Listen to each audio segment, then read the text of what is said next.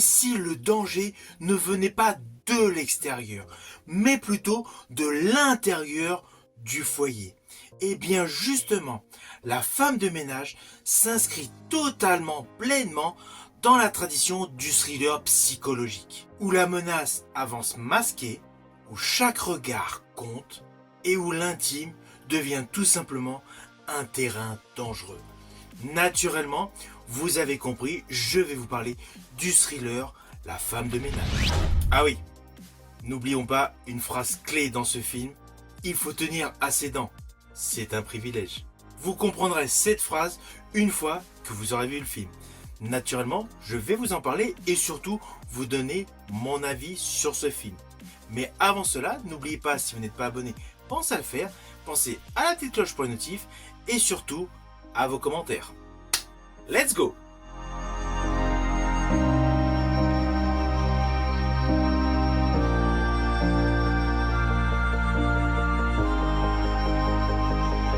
Alors tout d'abord, fiche technique de ce film. Il a pour titre La femme de ménage, en version originale Housemaid. En fait, c'est l'adaptation cinématographique du roman éponyme de Freda McFadden. C'est un thriller psychologique avec une durée autour de 2 heures, réalisé par Paul Feig et mettant en vedette Sydney Sweeney, Amanda Seyfried et Brandon Sklenar, avec l'histoire suivante.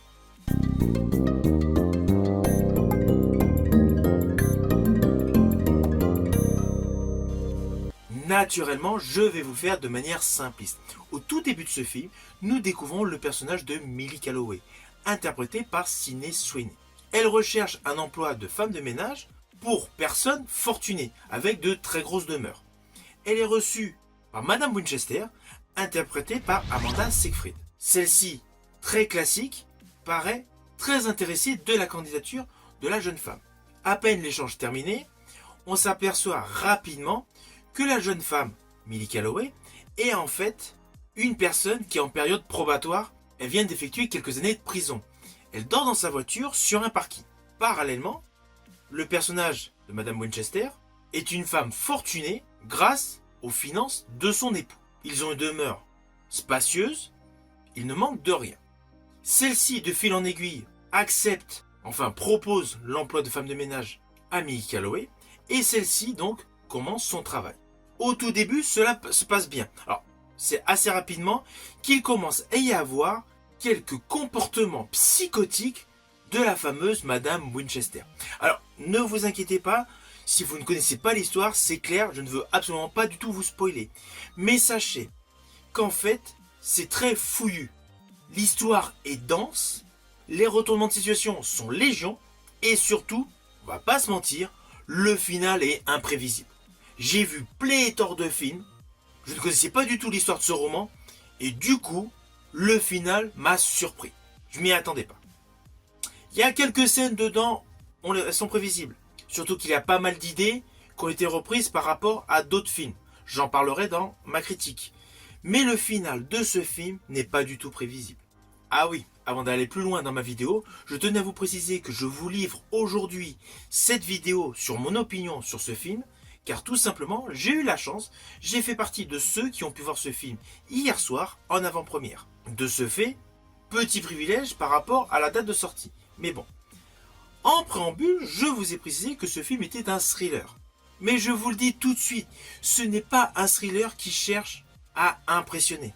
Il n'y a pas de jumpscare, voilà, de trucs bizarroïdes pour faire monter la pression. La pression monte, crescendo. Mais on a une véritable installation progressive de tous les protagonistes. Je dirais même qu'au début, c'est un peu lent. La mise en place prend totalement son temps.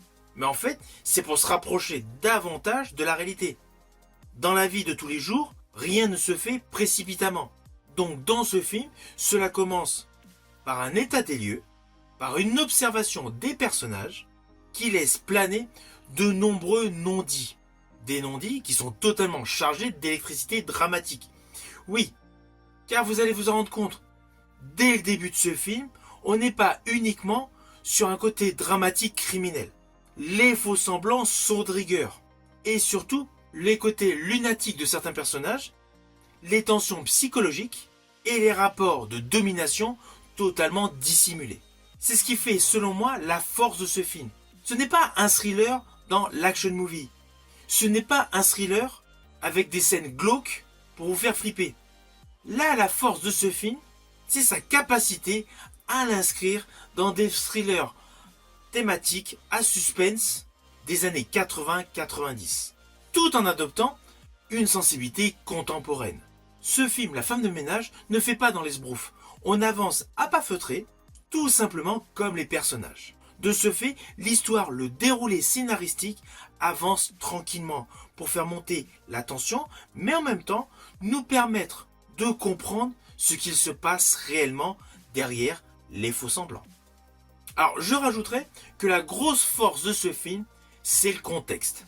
La maison est ultra lumineuse, la majorité des vêtements du personnage de Madame Winchester sont blancs, donc tout est clair, tout est spacieux, tout est largement visible à distance. Et pourtant non. On ressent un danger latent. On se doute qu'il va se passer quelque chose, mais sans vraiment comprendre de quelle manière, par quelle procédure. On est davantage sur le terrain du jeu mental. Car en fait, dans cette maison gigantesque, chaque endroit peut cacher quelque chose de fatal. Une menace, une interaction, une manipulation. Ce film est essentiellement basé sur notre perception des choses à venir. Et surtout, au vu de certains twists, sur ce que l'on croit comprendre, qui en fait est faux. Enfin faux, ou incomplet plutôt. Cette approche rappelle totalement les thrillers d'antan. Ceux qui faisaient confiance aux spectateurs, à leur réflexion, à leur intelligence. Et surtout, à leur patience.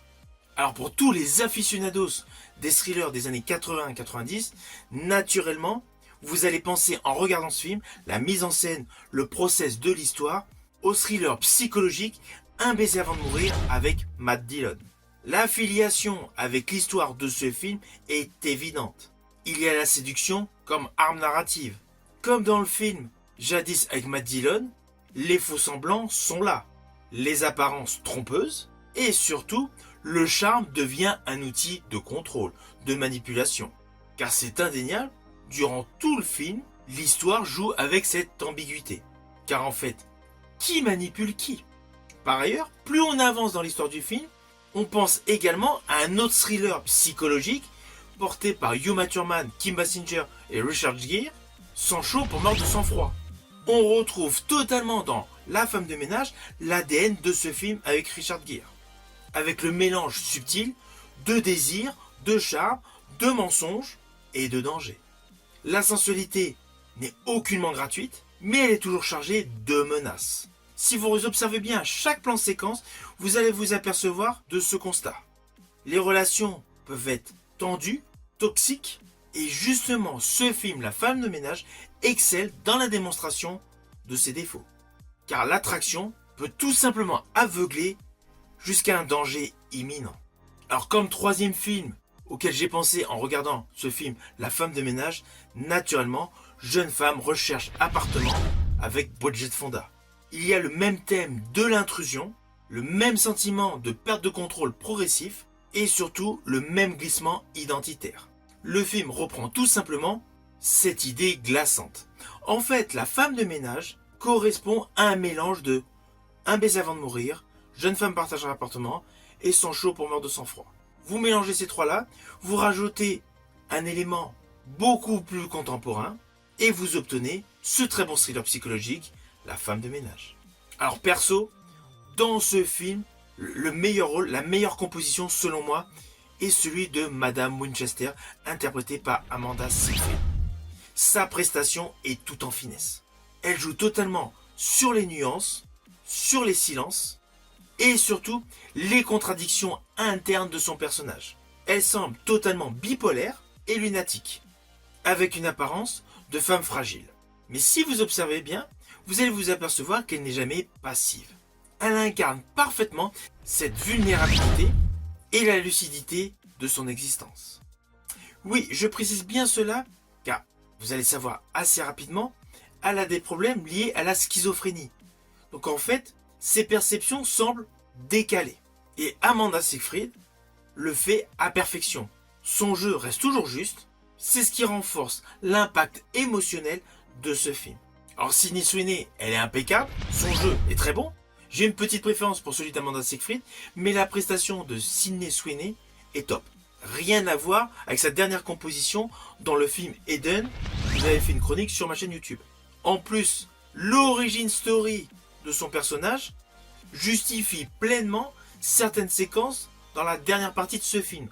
Au fur et à mesure qu'on avance dans l'histoire, son personnage évolue, il passe par différentes étapes et surtout change radicalement de style en termes de posture.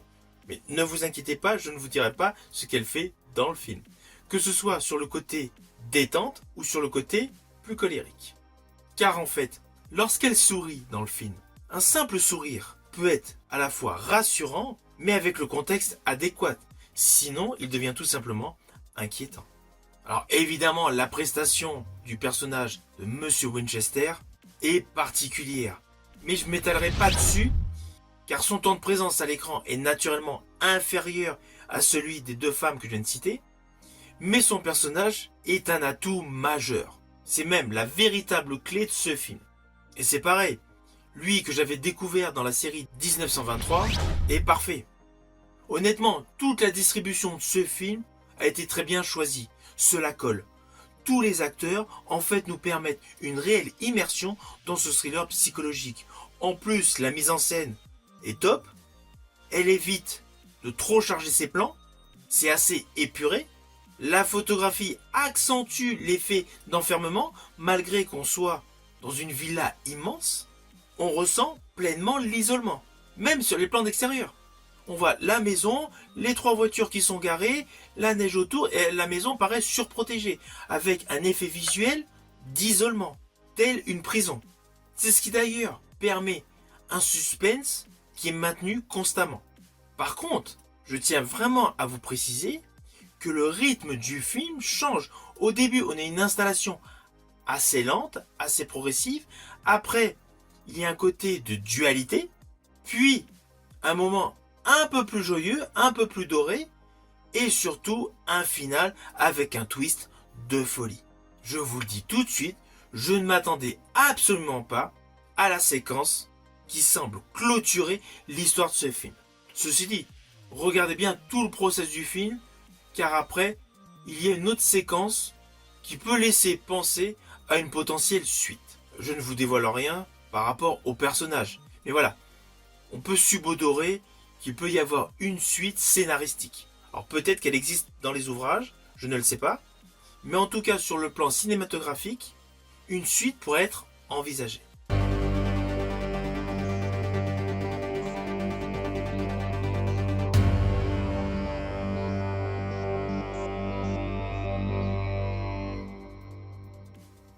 Alors au final, naturellement, c'est un film que je vous invite à découvrir. Honnêtement, ce thriller psychologique vaut le coup. Surtout si jadis vous avez aimé des films comme Un baiser avant de mourir, Sans chaud pour mort de sang-froid et Jeune femme partagera appartement. Si vous avez aimé ces films d'avant, celui-ci, La femme de ménage, vous plaira. Il est aussi bon. Je dirais même qu'il a une qualité supérieure en termes scénaristiques. C'est un bon thriller avec un twist totalement révolutionnaire. Si vous allez voir ce film, n'hésitez surtout pas à me mettre en commentaire votre opinion. Je vous dis à bientôt pour une prochaine vidéo.